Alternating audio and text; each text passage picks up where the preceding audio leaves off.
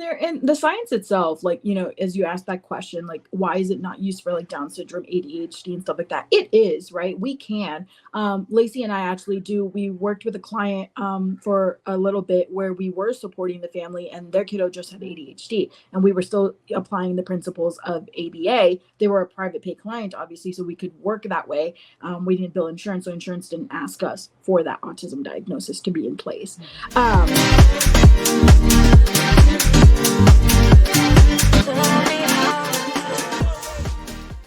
Hello, everyone, and welcome to another episode of my show.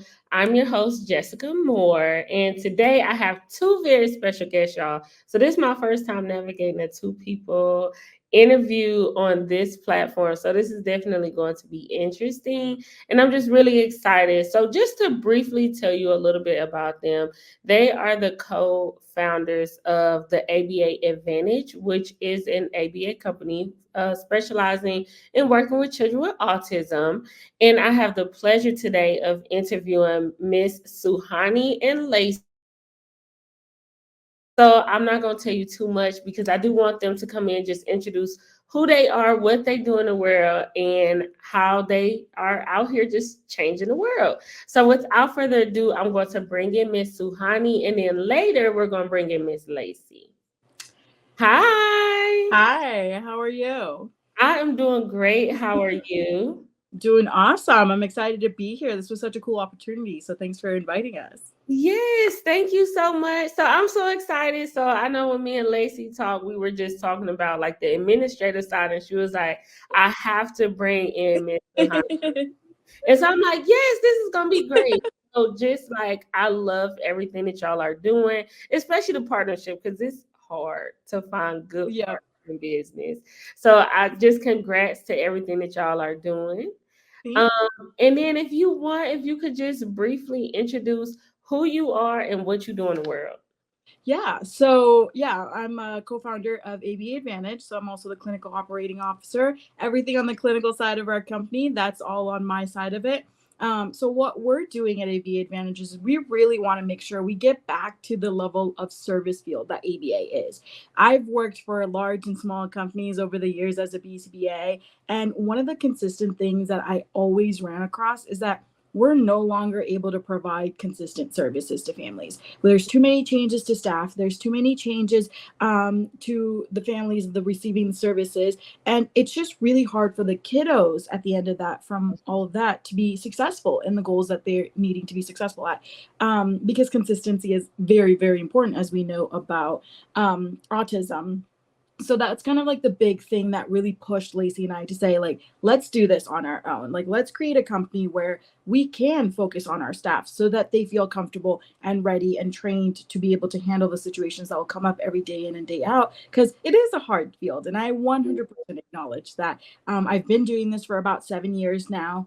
I've only been a BCBA for about 3 years now, but been in the field as an RBT, a BT for about 7 years. So I've been doing this for a very, very long time. And I really wanted to make sure we got back to that level of field where we are actually servicing the clients. We're prioritizing their needs. We're prioritizing this, the goals that we have for them. And we do that by first, and this is where kind of Lacy comes in, is how do we take care of our staff? How do we give them that level of support, the level of knowledge that they need so that they can go in and do their job and not feel overwhelmed when big things happen, because big things are going to happen. There's no way to avoid those. That's the whole reason we do what we do. So that's kind of where we're at, and like what our mission is as far as what our company and what we're setting out to do. I love it. So when did y'all begin your company? We have a funny story about that. So we actually bought our company name back in 2022. There was one day Lacy and I sat down. We were like, okay, let's do this. We're just gonna do this. And we bought our company name back in 2022. But it wasn't until a little bit later down the road where we were like, okay, we have all the foundational pieces kind of set in place that we're ready to take on clients. So we didn't actually start taking on clients until January of this year. So it's Oh, been a little bit wow. of a journey so August 2022 we actually bought the name, but we spent a lot of that entire year just learning about how to be business owners, how to create a good standing foundation, and practice our craft, because we knew our craft, we needed to get better at the other side of it. So we really wanted to make sure we went in knowing exactly what we did, so we didn't ever compromise our mission or never had to compromise what our mission was for our families. I love it. I didn't even know Yeah. that. Yeah. So it's always a funny story whenever anybody asks. I'm always like, well, technically 2022, but realistically 2024. Oh, so how's it going? So it's been what, 9 months now? So Yeah. that's Uh good. It's been a roller coaster. I mean, I am so grateful for every single opportunity that we have had come across since January. It's been a little bit of a wild ride. We started one of our actual direct therapy clients back in April. Before then, we did a professional training for a outside company that wanted behavior training from the ABA perspective to better help their staff handle their after school program better. And then from there, we took on a direct therapy client. And after that, it was kind of just like things exploded. We were getting calls left and right. We now have 6 clients onboarded. We just got a clinic space literally last month. We're Oh, making it all so pretty. And we are hoping to start our first clinic kiddo next month. So yay, it thank congratulations. you. Yeah, so it's been a little bit of a wild ride. It's just been Lacy and I. We hired on 2 staff to become our direct staff last month, and now we're looking to hire 2 more. So we're expanding our team as well. So yeah, we're slowly and surely getting there. I love it. So I see Lacey has come in. So Okay. what I'm going to do, I'm gonna bring you down real quick, and I'm Okay. gonna bring her up for the purposes of we ain't gonna be able to, because Yeah. it's gonna look a little wonky when we put 3 people on here. No, you So, do what you have to so do. it's from Lacey. I'm gonna bring her up real quick, and then like I said, then I'm gonna talk to both of y'all at the same time. Okay. All right, y'all. So hi, Good Lacey. morning. Hi. I'm so excited. How are you? Other than the fact that this morning was trying to show to me, like, you are resilient, we're doing great. So I just, with me and Suhani, we were just having like a brief little introductory conversation. Yeah. She was telling me about all the amazing things that y'all are doing. So I just want to say congrats. Thank And you. so yeah, so if you could just introduce who you are and what you do, and then I'm gonna bring Miss Suhani back on. Perfect. So, my name is Lacy. I am the CEO and co founder of ABA Advantage, while Suhani is our all things clinical and well, I don't know if I want to say that word on here. She's amazing at what she does. I handle everything on the administrative side. So I've taken all my marketing skills, I've taken all my payroll, human resources, and made a nice little bundle so that we can help keep the doors open, so that we can help as many families as we can without the added stress of wondering how many employees are they going to have coming through their home or working on their case, that kind of thing. So that's what I focus on. Thank you so much. So I'm going to go ahead, like I said, I'm gonna bring Miss Suhani back up. We don't know how the background is gonna turn out. So let's see. Okay, it's not that Oh, bad. yeah. All right. So, all right. So now that I have you both here, I have a few questions that I just want to Mhm. ask, like as far as about questions that parents may have about ABA. Yeah. And then also just as a professional, I have some questions, and then as a parent as well. So I get to see both sides. So one of the questions that I have Mhm. is on the personal side. My son, he actually started ABA about a year and a half ago, Cool. and he has had 3 RBTs. So That's not what is bad. y'all, yeah, and that's been in a year. So like what do y'all what's your perspective on like why is the turnover rate for RBT so high? That is a hot button. Yeah, there's a lot. There's a lot to that question, right? It's a loaded question, but honestly, it is a really good question. And this is actually a conversation where Lacy and I have been really mindful about as we take on clients too, that we're very realistic with them about it. And when I do interviews with our staff, we are very much kind of like hold you accountable. Like, do you know what position you are actually applying for? I think, and kind of going back to what I said earlier, our field has kind of gone a little bit away from like the service aspect of it, and it's just kind of gone into that side of, I just need to keep billing. So if I just need to fill bodies, I need to fill bodies, right? I don't know that we've prioritized as an entire community hiring really quality candidates to do the job, because as though it is an entry level job, we're treating it as if it's the same level of qualifications as an entry level job, and that's not true, right? There's a lot of like passion and commitment that needs to come in from the candidates when we're hiring them, and not just somebody who's like, I see a higher paying job at an entry level, I need zero experience to do this, and I'm going to make a lot more money, I'm going to apply. And because everyone is so desperate for staff, it's kind of like, okay, you're hired, you're hired, you're hired. And that's just not what it needs to be. And then even if that was the case, there are a lot of people who are willing to try and really put their best foot forward, but BCBAs are so burnt out in their roles because they have 10, 15, 17 cases at a time. And it's just so much to handle all together. They're not able to provide the support to the staff. The staff don't get the appropriate training. It's all on the BCBA. Like that happened to me at one large organization I worked at where, they don't necessarily get the training. And so it's the responsibilities of everybody else to make sure that it happens in real time. And that's just, we can't do that. They're going to get burnt out a lot faster. They're overwhelmed by their job. They don't know what they're doing. And it's exhausting when you have a kid being physically aggressive towards you and you have zero tools in your tool belt to feel like you know how to handle that situation. So I think there's just, there's so many like contributing factors to that consistent turnover. But I think if if Lacy and I were to kind of say it from both of our perspectives, it probably is the lack of support all around from the administration side, from the clinical side. And they're expected to be a lot more independent than they can. Thank you. And I'll add a little bit to that there is a huge disconnect between the administrative side and the clinical side, which is one of the things that we personally work on at ABA Advantage is we bridge that gap between the two. So you don't have your office manager saying one thing and your clinical staff saying another thing, and then your RBT stuck in the middle, and parents just kind of working with who they like best because they give the better answers, and the technician will get stuck in this middle area and get that frustration that they can't get out, and unfortunately that also causes that burnout on that other side. So another question that I want to ask you all, what is ABA? I should have asked that first.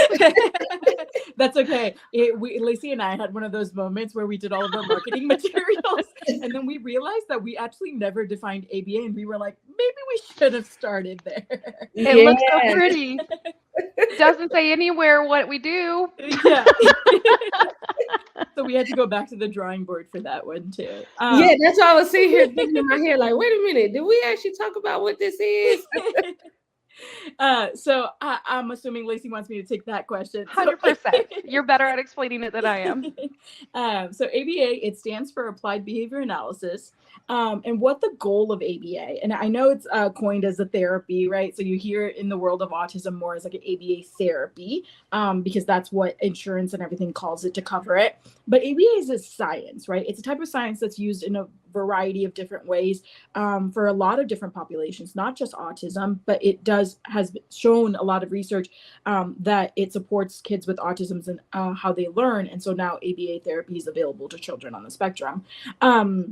But what ABA tends to do is it uses the idea of like operant conditioning and reinforcement to really build better behaviors. And so what our goal is to take and really understand the core root of what a behavior is and what's happening. And then from that breakdown, we can understand exactly the motivation that the kid has for the behavior and then work backwards on it, right? So we know exactly why they're doing it. Now, what do we need to teach to replace some of those ways that they're learning to engage in their behavior. It's all about learning history. We look at how they've learned to receive reinforcement before, and we say, hey, let's find functional ways to receive reinforcement, not these other ways that you've been practicing before. So we really just look at modifying behavior based on the actual motivation for that behavior. What is reinforcing that behavior? And we only utilize reinforcement procedures. Our big goal is to utilize reinforcement, whatever is naturally reinforcing to them, is where we're going to kind of focus our attention on. Our goal isn't to necessarily where, in different areas where it's like you engage in a maladaptive behavior or a bad behavior, and all of a sudden it's like we take away something, or we in a sense punish the behavior, right? Even when we use punishment in ABA, it's very, very different, and it still has a reinforcement piece on it. It gets to a point where we really have to get really far before we even take away anything. It's a lot of, how do we motivate you to be self-sufficient? How do we motivate you to be independent? What skills do we need to teach you to get to that place? Okay, thank you. I'm switching this over, y'all, because I didn't like the way it looked.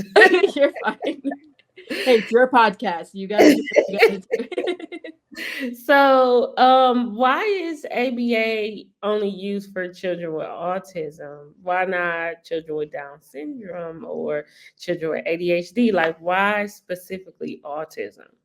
So that one's one of those complicated questions too. So one of the big reasons that it's so large for the autism population is insurance companies have allowed autism diagnosis to receive ABA therapy. So one of the biggest reasons that you see it mostly with children on the spectrum is because now parents can use insurance to pay for that, because ABA can be very, very expensive. And we totally understand that it is not necessarily an easy out-of-pocket thing to pay for. And so insurance has kind of created guidelines based on which insurance plan you have. More often than not, it's only the autism diagnosis that is being allowed to use ABA. Now, depending on how that company is set up, they can do it in different ways based on what contracts they have with the insurance, but it all depends on all the insurance side of it. Thank you. Y'all, I promise I'm done switching it. So, okay, this one is official. This is the one. I didn't like the yellow. I know, we kind of threw you for a loop because we put 3 people on here. Yeah, because I'm like, how do we make this work? But, okay, look, I like this one better because we was missing the little heart. So, okay, so I know I'm asking like all these hard, like we came in hard. No, it's good. No, and these are the questions, honestly, like from a parent perspective, like I wish more people were asking some of these questions, because I think it's really important to be transparent so that we can hold our field accountable for getting back to the point where we are a service field servicing the clients and prioritizing the clients. So we need to get back to that place. But also helping parents and caregivers advocate for their needs. This therapy, this science specifically, is, like Suhani said, not just for kiddos with autism. That's just what insurance has deemed acceptable.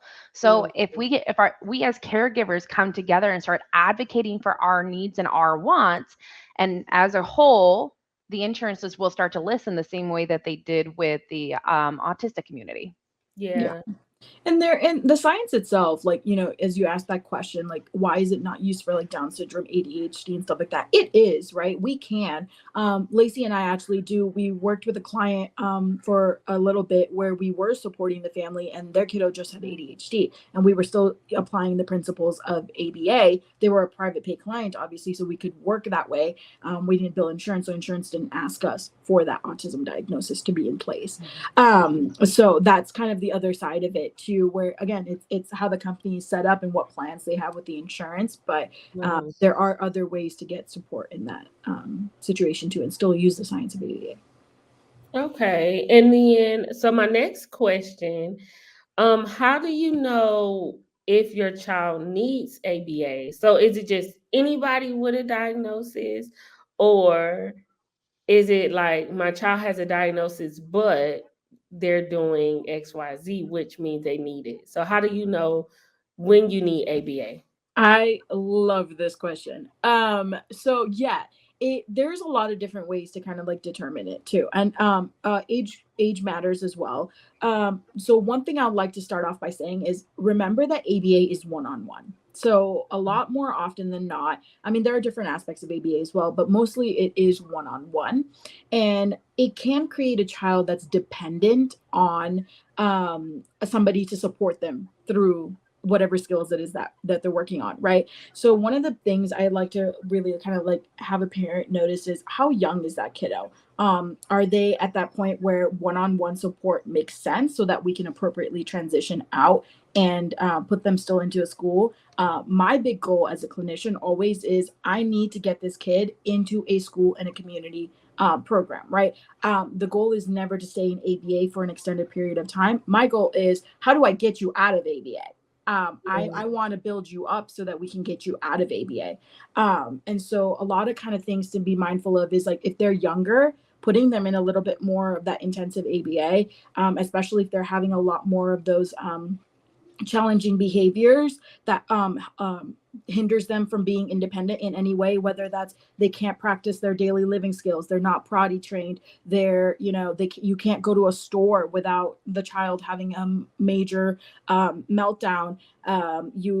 Safety skills are a big concern. All of those kinds of things that generally that you think that if we don't get them like situated right off the bat, that we're just going to create more problems down the road. That's where we're kind of like, okay, you really need to make sure that independence is kind of brought back into that child's life. And we work on that, right? So in ABA, our goal is how do we create an independent child? How do we give them the tools, the resources, the skills to be independent in their life?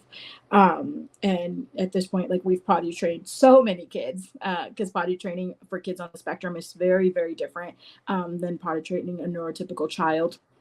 And so there's just a lot of different factors. Now, if you have a kiddo who's older, which is actually a recent question that we've actually gotten from parents, and all of a sudden you start to see that like the social skills and stuff like that, that in the, when they're young, you're kind of like, oh, it's not that big of a deal. But then you start to see that they get older, they're in school, and now they're struggling in different aspects of that socialization. They can't really keep friends or maintain friends. There are different ways that ABA can help in that too. It's going to be a little bit less intense, which is nice, where, maybe you're doing it just a few hours a week, not necessarily doing 20, 25, 30 hours a week of ABA. So kind of just keeping in mind about what level of independence is your kid at and how do we get them to that next phase where they need to be independent. The younger they are, I recommend, prioritizing ABA, especially if they have the challenging behaviors. The older that they get, I would say don't let anyone bully you into saying that you need full-time ABA. Try to really understand how you can balance that kiddo out, because full-time ABA could also be harmful for kids because, again, we create dependent kids. Okay. And then what age group should a child be? So it really, again, depends on the company. One of the big things that's happening right now is that we have a lot of early intervention available for ABA, which is amazing because early intervention, there's actually recently an article that just came out. The new research shows that ABA is actually one of the top ways that we've mitigated some of the symptoms of autism, especially utilizing ABA early intervention phase. And so now you'll kind of see that you have an ABA early intervention center probably around every corner of whatever major city that you're in, right? It exists a lot of places. So there is a lot of ABA available from that 2 to like 9 or 10 age. It becomes a lot harder to access ABA from that point on because you need less support. Your kiddos are a little bit more independent, or you might need that in-home support, or you might need that school support, or community support and things like that. And there are just not enough providers quite there yet that provide some of those things because we are inundated with a whole bunch of early intervention in-center stuff. So there is services available. Like we service right now 2 to 12. Our goal is to get to the point of where we can service 2 to 18. And so 2 is about the average age that a kiddo will start ABA, because a diagnosis for autism is given around that 18-month, or that's the earliest it's given. So how do parents balance therapies in school? Oh man, I I am 100%, like, I tell all of the parents, they're superheroes. Like, honestly, just watching them prioritize their kiddo and their kiddo's needs, it is so amazing to watch. And I give them so much props for it, because a lot more often than not, it's literally they've given up their entire schedule, their entire life, to make sure that the kids get the therapy that they need. I understand that it's really hard, and sometimes they can't get the therapy because the ABA aspect of it is really heavy, which is why I said earlier, like, it's really important to really understand balance. If you feel that your child needs, and I say that if the parent feels, like, yes, you should trust your clinician as well. The clinicians are going to be able to advise you 100%, but also trust your instincts a little bit. If, I, as a clinician, I recommend to you, like, hey, your kiddo needs severe support. Let's say you're going to need about 30 hours of ABA or 35 hours of ABA. Now, that's almost 9 to 4 every single day, right? Monday through Friday. And guess what? The other therapy places are going to probably be open around that same time, right? So where do you juggle all of that in? And that's where it's really important, like Lacy mentioned, like, advocate for your child, right? Say that, hey, I love that, I really want to do that 30 hours. Like, I do think that my child needs that support, but I also 100% believe that my child needs speech therapy, occupational therapy, and physical therapy. And so maybe it's like, for one day of the ABA session, it's like you just do half day. So the other half day, you can prioritize some of those other appointments. And you are always allowed to challenge a clinician's opinion. Please do, actually. I, as a clinician myself, I welcome that. Like, I want a parent to say, I don't want to take my kid out of school. And I will be the first to say, yeah, let's not take your kid out of school. There's no reason to. If they've already acclimated to that system, let's not take them out of there. The whole, again, going back to, like, we're a service field. Our goal is to be able to service you and meet that client's needs as well. So we can find a compromise in between. Thank you. So this is a complex field. Yep. There's a lot going on. How did both of y'all even get started in ABA? Like, how did this become your thing? I'll let Lacy go first. Mine is not glamorous in any way, shape, or form. I was in the timeshare field doing marketing prior to COVID. And when COVID hit, it just destroyed my field, because I would go to events and I would convince people to go on timeshare tours. Yep, that was me. Sorry, everyone. When it was a great thing, though, because I was able to step back and see how much I was missing out of my own family's lives and even myself. So I kind of took COVID off and said, what am I going to do? Once I decided it was time to start working 2.5 years later, I applied to a bunch of random jobs. And one of them that eventually accepted me was an office manager role for an ABA company. I had no clue what I was walking into. I had zero clue. My very first introduction to Suhani was her doing a behavior training to a new hire staff. And I was in the back office, and all of a sudden she comes bursting through the door, and she's throwing a tantrum and she's crying. And I'm all like, I have no clue what's going on here. But it was good that I came in the way that I did, because I had zero preconceived notions of the field and of what it looked like on the back end. I've seen the good, the bad, the ugly. Now that we're in our own business, I'm able to create the good. I saw a major disconnect between that clinical and that administrative role that caused a lot of issues that didn't need to be there. But I also saw that when money is involved, people forget, like Suhani said, about the fact we're service-based. We're here for the clients, not for the insurance, if that makes sense. And I was just very lucky that Suhani and I were soulmates, because when I walked in the office after that little incident, not gonna lie, she kind of threw me for a loop. And her desk was all the way on the other side. All it took was one sentence, and our personalities like clashed and meshed. And then she tried killing me with her Indian food, and it was all good after that. Wait, now why was she crying? So one of the things, so I, before, all of this kind of stuff too, my passion for this field kind of came from the fact that I got to train new hires, and I got to show them how amazing our field was and our science was and everything like that. And one of the ways that we would do staff training to really prepare them for what they signed up for, because I didn't want to introduce a client to them until they were ready. And so I would become a child in a sense, and I would engage in some behaviors that some of our clients had. And so now imagine like, you know, a 6-year-old engaging in this, but then you see like a 24-year-old engaging in this, and it's completely different, right? So I would have these like complete meltdowns. Like I would pretend that I was, you know, something like really triggered me and a behavior, and the staff had to figure out how to get me to stop. Once I saw them using the appropriate strategies to get me to stop, then I would stop. But until then, it was all just a screaming, crying, running away mess. Until I heard them utilizing the appropriate strategies. But it really prepared them for some of the situations, right? Because they start to practice a lot of thinking on their feet, which is a huge part of our field, is how do you think on your feet? So that's kind of where we did. And so Lacy was getting trained in the back office, and that was our admin office. And so we did the training in there too. So one of the behaviors I was engaging in was I was going to elope from the table, and I would be throwing a full-blown tantrum because I was asked to do work. And so I ended up leaving and like running and slamming doors. And then I walked into and didn't know Lacy was in there for her first day. I walked in there, started screaming bloody murder, and she was like, what is going on?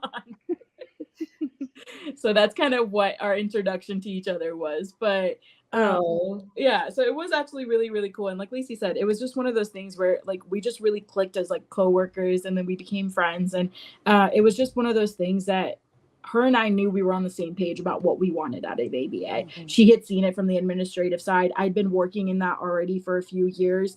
And I had been an RBT and a BT, and I personally was getting burnt out too. At that point, I was, you know, doing my BCBA coursework as well, and everything like that. I was in my master's program, and I myself was seeing some of the burnout starting to happen and the exhaustion. So it was really great for Lacy and I to kind of be like, how do we not let our staff get to that point? What do we do to not let our staff get to that point? And to that point, I have some statistics for you that just really kind of nailed into me why we need to help this community. And I'm a huge advocate of work-life integration, because I think we talked about this a little bit. There's no such thing as a balance. When you try to balance something will always be unbalanced, and you always feel like you're missing something. But there's a way to integrate it. And my heart just hurt for Suhani and several of the other students that were going through their coursework because they were burnt out and they weren't even credentialed yet. How does that happen? That happens because there are over 2 million children in the US alone diagnosed with autism. So let's break it down. Unless every BCBA takes on a caseload of 25, thousands of autistic children will be left out without the critical intervention they need. Now, this is just autistic children. This is not every type that this science can help. This is a national crisis. There are 75 million children in the US. 1 in 36 are currently being diagnosed with autism. 2 million are currently diagnosed, and there are only currently 65,000 accredited BCBAs. So if the national average caseload of a BCBA is 10, and that's where they're comfortable, that's where they can give their full time and attention to their clients, that means 650,000 children will not receive the treatment that they need. And we wonder why our BCBAs are overworked. And then when you add in the fact that insurance payouts and that kind of thing, you have these big box ABA companies coming in. And what are they doing? They're burning out our BCBAs. So that number just dwindles. Yeah, there's so many BCBAs I see all of the time, even RBTs that, you know, leave the field. They don't even, it's not like I switch from one company to another. It's I leave the field completely. And that's hard. Like we're trying to service as many people as we can. And there is a huge community that needs our support, and it's hard. And so like when you do that whole, like, you know, self-care isn't selfish, it really feels like that sometimes as a BCBA, because you start taking on these families and these kids kind of become like your own, and it's hard to say no to any kid. And then you get to a point where it's like a company either manipulates that where you care a lot, or you get to a point where it's just like, okay, I give up. I can't do it. Maybe I'm the bad BCBA. I I love getting my hands on an RBT or a behavioral technician or even a BCBA, and they're very upset with the field. I'm like, you know what? Why don't you come to ABA Advantage and we'll show you the difference on what it's supposed to look like. I love it.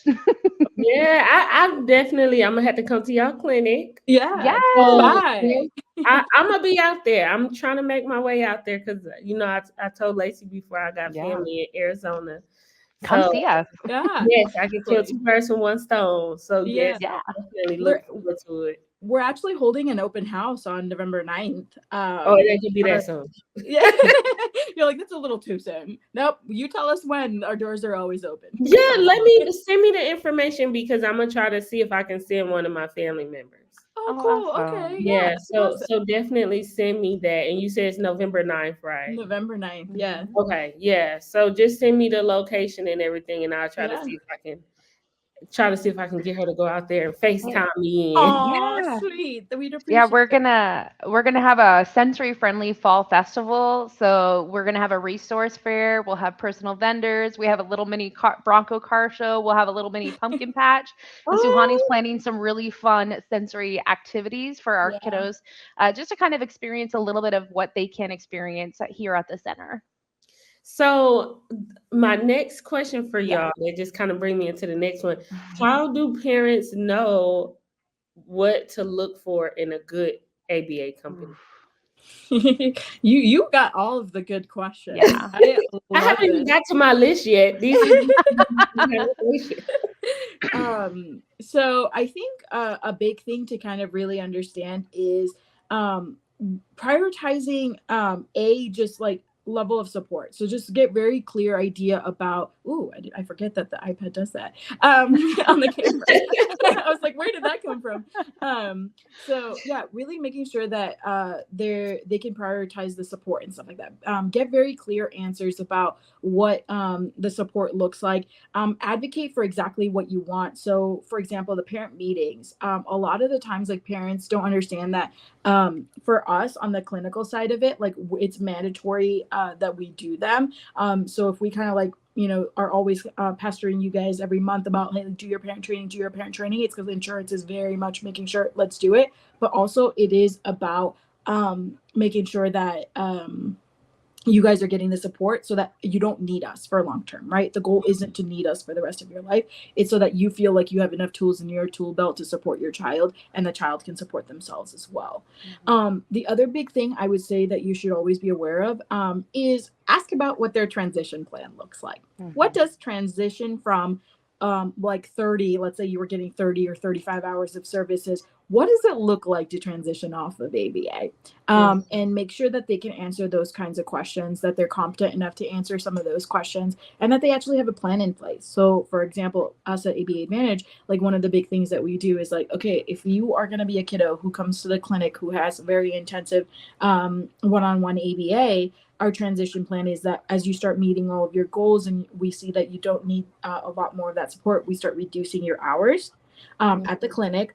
We start adding home sessions. So then we can now generalize across settings. We can now switch over to making sure that you can maintain all of your goals at home as well. And then we slowly start to fade that out. We add in community to make sure that all of your skills are set across all of these different settings. So not all companies are going to be able to offer that to you because some companies are just center based, but they could still have a transition plan in place where it's, oh, we slowly reduce your hours. It should never be where you go from getting services one-on-one and then completely stopping and going to school or completely stopping and like going to X, Y, and Z. That is going to be a lot on that child to handle. So just making sure that your ABA center, whoever you choose, can have an adequate plan or has the resources to have an adequate plan for transition. Another thing I'd say from the administrative side too is don't allow a company to ever bully you in thinking that once you're on that wait list, you cannot look for services anywhere else. I mean, heck, if I were in these caregiver shoes, I'd be on every single wait list I could.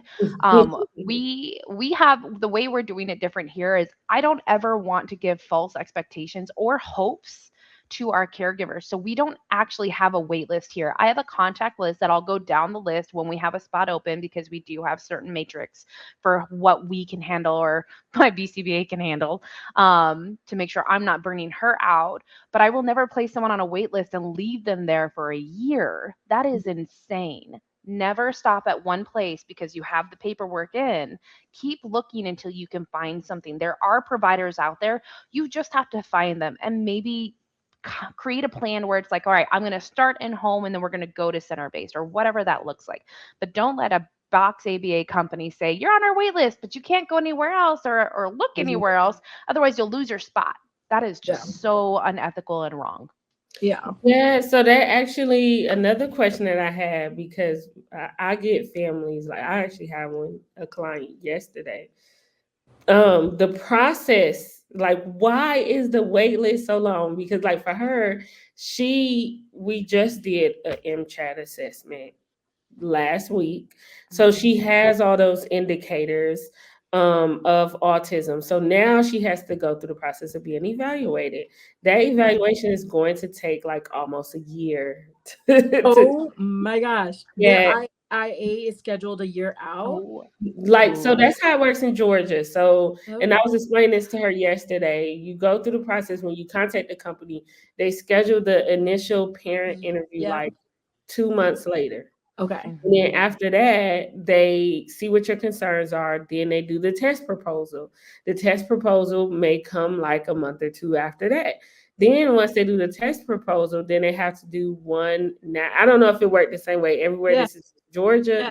They have to do the natural environment on telehealth where they're looking at the kid, and stuff like that, with playing around the house with the toys and stuff like that. Then after that, like another month or two later, they schedule for you to come into the clinic, and then they further the testing in the clinic, and then a couple months after that, they do your meeting where they actually tell you if your child was diagnosed with autism. Then once you get the autism diagnosis, you got to find a clinic, and then you get on their waiting list. And then once they finally get an opening, then you have to go through pre-authorization. And then after you go through all that, then you have to get approved by the insurance company, and then you can start services. By then, it's been about a year and a half. Yeah. So to almost 2 years. So I don't know if that is just Georgia. No. Okay. Yeah. Especially the intake process. So for the actual diagnosis, so we're not as familiar with the diagnostic side of it because we don't necessarily do the diagnosis side of it. But I have heard from a lot of families and parents that, I've worked with that, the diagnosis side of it is very, very rough right now. Yeah, and I got a lot of parents that's like, why does all of this take so long? It's insane. Well, one of the things I know in Arizona right now, there's a couple of diagnosing places that actually Lacy and I had the opportunity to meet at events we've attended. There are companies that are trying to expedite that process because of how high that autism diagnosis is, which I do appreciate. Like now we've kind of gotten it down to like almost like in 3 months, at least you can get that first initial meeting going, which is very, very helpful. So there has been like different companies that have opened up some of those doors, but generally speaking, the wait list for like diagnosing is insane. And one of the things as far as like starting services too is like very, very hard is because like Lacy mentioned, it's, you end up on a wait list, and then so you kind of like put yourself in that sense of like comfort, like, oh, okay, my kid's on a wait list. I don't necessarily need to like look anywhere else, but there might be like places that kind of have that opening where it helps you kind of get services sooner. Because the thing about being on a wait list at a big box ABA company and stuff like that, now let's say you're on a wait list and they say you're going to start XYZ time, but all of a sudden they lost a clinician. So now they got to figure out what's happening to their current caseload that's already on. They got to find a new clinician for that. So they can't take on new kids until all of that gets figured out. So some centers are really, really good at, kind of constantly maintaining their wait list and actually getting kids onboarded. And other centers really struggle because they can't keep on a staff to save their lives. So a lot of the times, sometimes I always say to the families too, is look at even if that big box ABA company, like it is something that you want to explore, look at different locations. You might have to drive a little bit, but you might get a spot faster. And so let them know that like, hey, I'm open to driving to a different location if a spot becomes available, because that'll kind of help you get to that service aspect of it a little faster, because they just have so many locations that are honestly everywhere. So there's that kind of component to it that can make it a little bit easier. But I wish there was a better answer to it. Besides the fact that, like Lacy said, there's just so many kids getting diagnosed, and there just isn't enough providers. Right. And a part of that is that burnout, right? Actually, like every field, and I'm sure you see this in social work too, right? If you don't build up the next generation of people to become in your position, and you don't kind of nurture and foster them, then we're just constantly going to face this problem of not enough providers. Because your field is a high burnout field as well. And so when the clinicians can't support their staff, build them up, want them to become a BCBA, because they're like, oh, you look exhausted, I don't want to do what you do. Like, that seems even worse than what I'm doing. So if we can't foster some of that passion and growth within our staff, then we're constantly going to face this problem of not having enough providers. Well, yeah, so we are wrapping up, y'all. We have made it to the end. This has been a amazing interview. Just some wrap up questions. So one of them, I know I see this, and I'm sure maybe y'all do too, but I'm not going to assume. A lot of my clients that I work with, their families, sometimes I can see based on my interaction with the parent how successful the child is going to be. So, what advice do you have for parents of children diagnosed with autism? I know, like, I see parents who are struggling in their marriages. They're struggling with their job situation. I know we are going to have a conversation on Monday, which I'm so excited about that, regarding self-care. So what advice, like just from what you all have seen, what advice do you have for these parents on how they can be the best version of themselves as they go through this process and navigate the diagnosis? I think the first thing that I would recommend to a lot of families is it's okay for you to be angry. I think a lot of the times, like parents, like get to the point where it's like, I shouldn't be angry about this, or you know, I can't feel frustrated with my kid. I always have to walk on eggshells around my kid. All of those kinds of things. I think we let that whole autism diagnosis become the entire interaction, the entire personality, everything in regarding to that child or that home. So one of the things, it was a recent conversation I actually had. You're allowed to be frustrated with your child. You're allowed to be angry at your child. You're allowed to be angry at the diagnosis.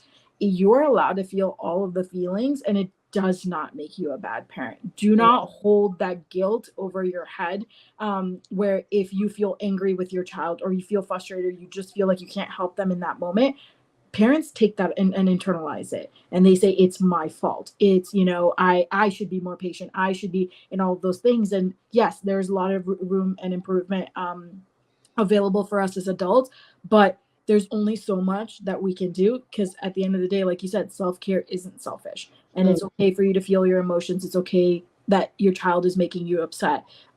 Just because that they have a diagnosis doesn't mean that your entire life, like, you're not allowed to feel your emotions regarding some of that aspect of it. I think the other big thing, oh, sorry, go ahead, Lacy.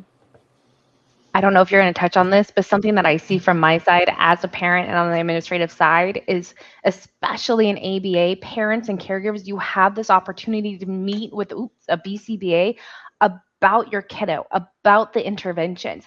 Get everyone involved. If it's not just because mom's the default parent or dad's the default parent, get the other partner in crime involved, right? If grandma comes over and helps a lot, get her involved in these meetings. If there's somebody at school, a counselor who just really loves working with Jimmy, get her involved so that she can help support Jimmy at school. You are not alone. A lot of people, a lot of caregivers, they struggle with this feeling of the guilt that Suhani was talking about, and being ostracized and alone. You are not alone. There is a big, beautiful community of other caregivers in the same situation who just want to be there to support each other and to let go a little bit of that fear of the societal norms of saying, you shouldn't act like that. There are no societal norms. Let's break through that. Yeah. And I think the other big piece, kind of like working off of what Lacy said too, is just like it it's one of those things where consistency is the most important thing. Like, we're going to tell you as clinicians all of the time, all of the things that we teach you during our meetings. We're going to always say, like, be consistent, be consistent, be consistent, like, hold yourself accountable, right?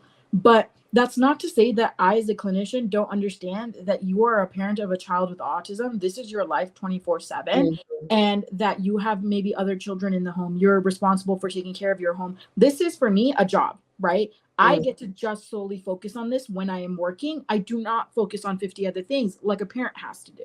And so, though I can say it works really well when I do something, I know that that might not be the case when you do it. So advocate for yourself. If I say something as a clinician and I recommend something for the family and I recommend X, Y, and Z, please come back and say, based on how we live, based on our home, based on our lifestyle, this is actually not something that works. It is my job to come up with a solution, not your job to change your entire life around to make my intervention work, right? There are other times where we might have to find a compromise just because it's such an important thing that we do something. But more often than not, we can find a compromise where it helps you be consistent. So don't give up just because something feels overwhelming. Talk to us and literally let us know, like, hey, I just know that I'm not going to be able to keep up with this. Like, I know that my kid needs that consistency and I know that this is really important, but can we find a better way?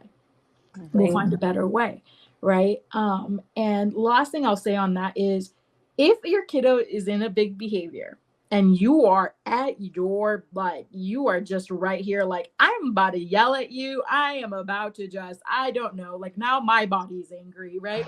I am at my full level of frustration. You are at your full level of frustration. I know you need me to stay calm, but there's no way in heck I can do that right now. The other things I tell parents a lot is, it's okay to walk away, take a breath, and come back. Don't feel like you need to solve the problem in the moment. I almost always guarantee you that it's going to become a lot better if you are regulated, if you take a second to take a deep breath and come back, even if it's you just turn around and you say, I can do this. Okay. And then you might have to do that a few times during the behavior, depending on how long that behavior is. Give yourself the space to say you don't need to know in the moment, and it's okay if you don't. That's the whole purpose of, like, ABA. That's the whole purpose of, like, our parent meetings and stuff like that, so that next time that we chat, we can be like, how did everything go?